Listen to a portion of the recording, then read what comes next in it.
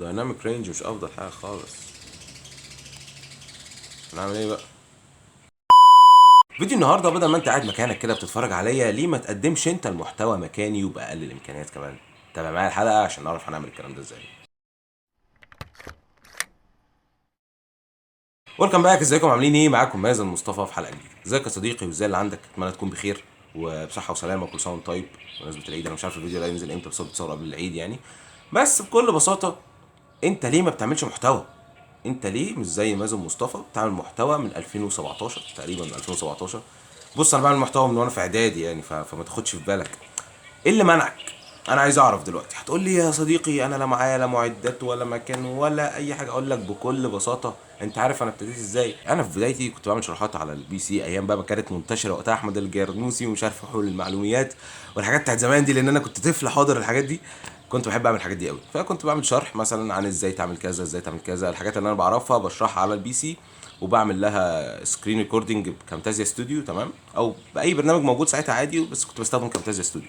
اوكي، وبعد كده من غير مونتاج كنت برفع الفيديو على طول. بعد كده اكتشفت ان في حاجه اسمها مونتاج ومش عارف ايه وبتاع، بتيجي بالوقت يعني، مش كل حاجه بتيجي في وقتها. المايك كنت بستعمل ايه؟ كنت بستعمل، عارف السماعه اليمين والشمال اللي بيبقوا في البي سي الصغيرين دول؟ انا لما كنت بحطها في المدخل بتاع السماعات، كنت بحطها في مدخل ميكروفون وامسك السماعه قدامي كده واتكلم فيها. كان اخري في الهندسه الصوت ان انا ادوس على الزرار بتاع النويز ريدكشن اللي كان موجود في كامتازيا ستوديو، وهوب انا شلت النويز، انا عملت فيديو يا رجاله باركولي ارفع على اليوتيوب. ده كان اخري. بعد كده كنت بشوف الموبايل المتوفر في البيت الافضل من موبايلي وبصور بيه وببتدي اطلع بقى على اليوتيوب. عندك التشانل مليانه فيديوهات قديمه، خش اتفرج وشوف مستوى التقدم من هنا لهنا. تقول لي طب ماشي يا عم، انا دلوقتي اعمل ايه؟ فانا بقى هسهل عليك عشان تعمل محتوى زي كده وزي الفيديو اللي انا بعمله واحسن منه 100 مره كمان. هقول لك ايه الخطوات اللي تمشي عليها، او ازاي تبدا في صناعه محتوى باقل الامكانيات الممكنه. طبعا هنا مش هكلمك عن المحتوى، انا هنا هكلمك عن الادوات. فمن غير لك كتير يلا بينا نبدا. اول حاجه وهي المكان. هتقول لي انا ما عنديش استوديو ولا عندي اللمبات الليد ولا اي حاجه من الحاجات دي كلها. هقول لك صديقي العزيز، انا بصور في اوضتي. عايز ايه اكتر من كده؟ ممكن اخد الكورنر اللي ورا واشغل الشاشه واحطها ورايا واعدل زاويه ميل الشاشه واحط خلفيه مثلا، او افتح اليوتيوب تشانل عليها واصور قدامها وانور لمبه وراها لو تطلب الامر، وانا كده عملت استوديو في الكورنر بتاع البيت. صباح الفل. ممكن اخد كورنر تاني عادي ساده واصور فيه، احط ورايا لمبه ليد، تمام.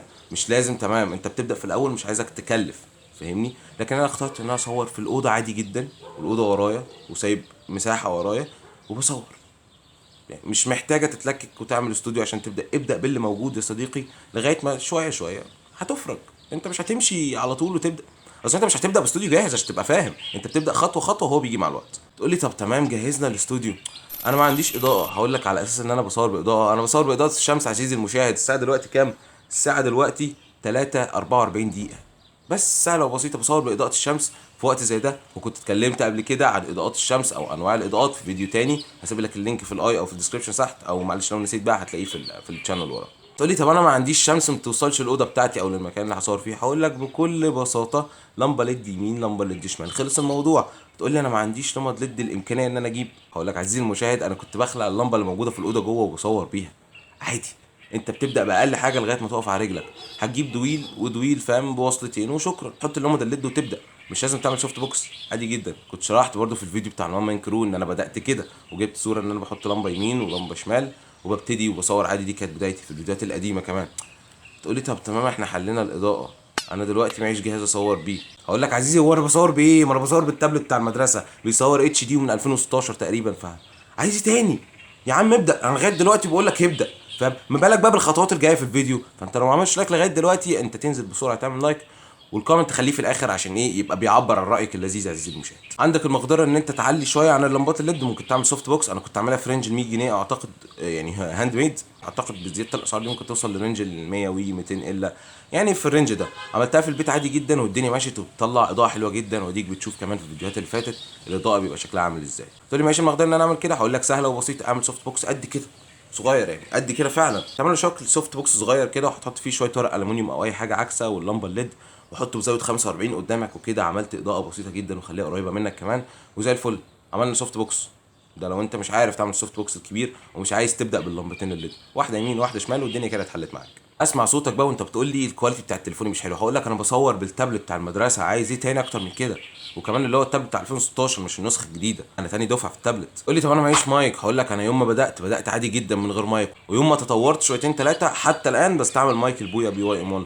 المايكات التانية اللي بجيبها او المايك التاني اللي بستعمله بيبقى عادي، انا يوتيوبر وصاحبي يوتيوبر فبكلمه بقول لك انا محتاج المايك في فيديو معين وبتمشي. الصداقات خلي بالك بتنفعك في الحوار ده، انت يوتيوبر هو يوتيوبر، انت كونتنت كريتور هو فيلم ميكر، ايا يكن بتزقوا مع بعض لغايه ما كلنا نوصل ونبقى حاجه كبيره.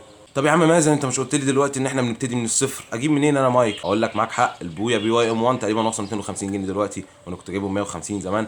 ابدا من غير مايك. هقول لك عايزين مشاهد، ما انا بسجل اهو قدامك من غير مايك، من المايك بتاع التابلت على طول ومعلي صوتي عشان لما اجي اعمل الايديت الصوت بتاعي ما يروحش مع الايديت او ما يبقاش واطي، ما يبقاش مش لذيذ، النويز تسيطر عليه. راعي التريكات البسيطه دي هتسهل عليك جدا. انا بستعمل برامج في الايديت، كنت زمان بدات بال 1.5 من ادوبي اوديشن تمام، بعد كده دلوقتي بستعمل سي سي 2016. اوكي، عندك برامج تانية زي اوداسيتي، جولد ويف، على حسب اللي انت بتستريح معاه استعمله عادي جدا. فانا مثلا هاخد الصوت ده اعمل عليه الايديت وبعد كده احطه تاني على الفيديو عشان يبقى افضل والكواليتي بتاعته احسن بكتير، والكواليتي بتاعته تكون افضل من الصوت الخام اللي طالع من الفيديو. خلاص حلينا مشكله المايك، تعالى بقى نخش على المشكله اللي بعدها. تقول لي انا ما عنديش برنامج نعمل مونتاج، اقول لك عزيزي يعني انا حليت لك المشاكل دي كلها وهقول لك اشتري جهاز ب 2000 3000 جنيه عشان تبدا تعمل مونتاج؟ مش محتاجة حاجة يعني. عليكوا على التليفون مش محتاجه حاجه يعني. انت لسه هتسالني؟ عندك برامج كتير جدا على التليفون، عندك في ان، عندك ادوبي رش، عندك كان ماستر، عندك في حاجه ان شوت، عندك حاجات كتير قوي قوي قوي، بس شوف انت اللي بتستريح له. بس لو جيت لرايي انا كنت بستعمل ادوبي بريمير رش، بس بعد كده انتقلت على طول على الفي ان. الصراحه الفي ان فيه مميزات خطيره جدا جدا جدا وهتساعدك، والترانزيشنز حلوه وكالر كوريكشن خطير. فانا لو منك الفي ان مجاني واستعمله سهل، اتفرج لك على كام شرح على اليوتيوب ازاي تستخدم في ان واتحلت. بقيت بتعرف تعمل مونتاج على التليفون، بتعرف تعمل ايديت صوت على التليفون كمان، نسيت اقول النقطه دي. في برامج على التليفون عادي، اعمل سيرش برده على اليوتيوب وهتلاقي حاجات كتير. تقريبا في تشانل اسمها استوديو اشرف، اعمل سيرش عليها، كان اتكلم عن الموضوع ده قبل كده. واتكلم برضو عن حوار تظبيط الفون بالنسبه للكاميرا، في برنامج اسمه اوبن كاميرا. القناه دي هتفيدك جدا في صناعه المحتوى من التليفون. ممكن لو كده اسيب لك اللينك بتاعها تحت في الديسكربشن او في اول كومنت. بس سهله وبسيطه. انا كده حلينا المشكله وعرفنا استنى طلع التليفون عشان ذاكرتي سمكيه، وعرفنا ازاي نظبط المكان، الاضاءة، التصوير، المايك والمونتاج. حاجة تانية اظن كده انا عداني العيب. وانت دلوقتي مستني ايه؟ قوم اعمل فيديو، يلا يلا مستني ايه؟ خلصت. بس دي كانت حلقتنا النهارده، بس انا مستني منك حاجه واحده بس.